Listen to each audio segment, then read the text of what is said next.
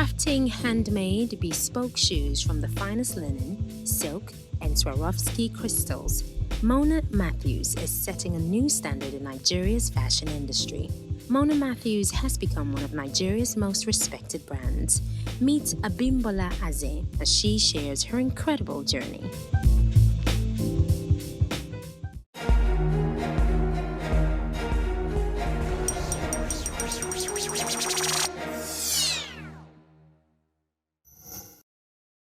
First of all, I studied law, and I sort of felt stifled as a lawyer because I always felt that there was a creative part of me that wasn't being expressed.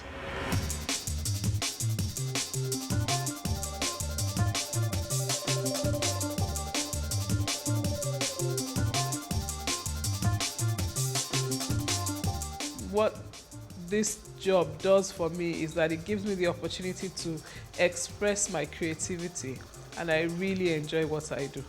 Most of the designs are my designs, but I work with a group of shoemakers who are extremely talented because all our shoes are handmade. The shoes are made by individual shoemakers in their workshops.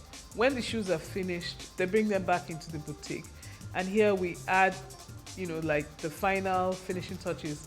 I work essentially with leather. Leather is skin. It's like your skin, and it breathes. It expands and contracts to suit your feet, as it were. It's the most comfortable material that you can have on your feet. I also work with ornaments and stones. I use different things to add value to the shoes that I create and design.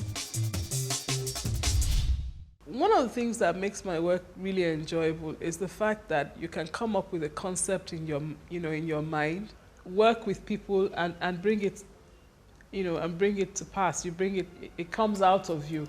That's really interesting.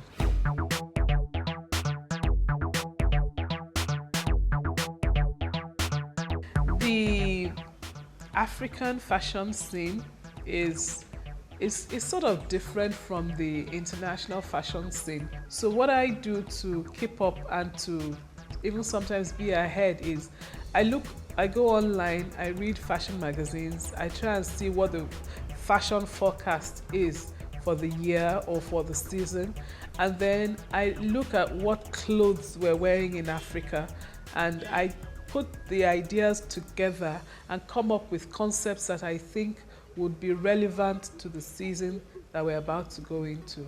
My work benefits our society in several ways. One, it creates employment for young creative people who are prepared to work with their hands, who are prepared to learn, who are prepared to upgrade themselves. Also is an inspiration. I like to see it as an inspiration for young creative people who have a dream to put together the kind of outfit that Mona Mathews has become.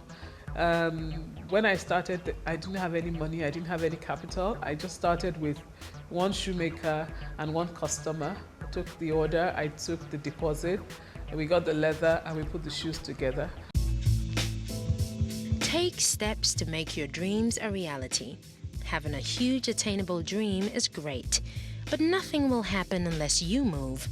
Do one thing every day and you will be a step closer to your dream. When I started, my initial challenge was getting the right workmen, and I found out that they didn't really exist, in the sense that there weren't people who were already as skillful and as trained as I wanted them to be. So I looked for the best people who had already been working for so many years and they were skillful at what they were doing, and then I started working with them and giving them my own specifications and sort of like in an informal way training them to become what I wanted them to be. The same thing with the materials. We had problems getting the kind of trendy heels and trendy ornaments that we wanted for our shoes. So, we work with leather and create motifs. We work with fabric and create motifs.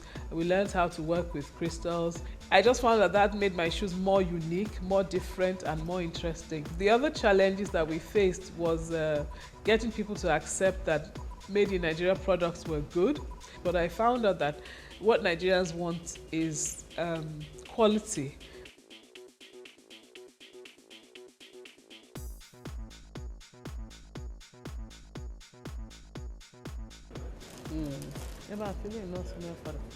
First thing I'd advise is for you to go for business training. A lot of the problems we have in Africa is because we're not properly informed. And even if you're a creative person, you need to have a balance. You need to be informed as to how to run and organize a business properly. I don't care how talented you are. If you don't have that, you're not going to last very long. Learn what it takes to run business properly. If you decide you want to actually make the shoes yourself, then you've got to get some kind of training, something that teaches you the basics of shoemaking.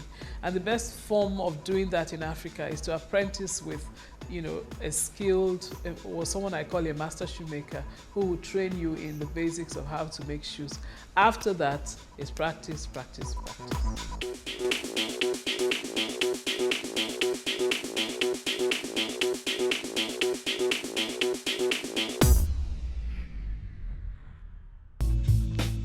To share your unique ideas and to watch more incredible, inspiring African stories, like Notion on Facebook and follow on Twitter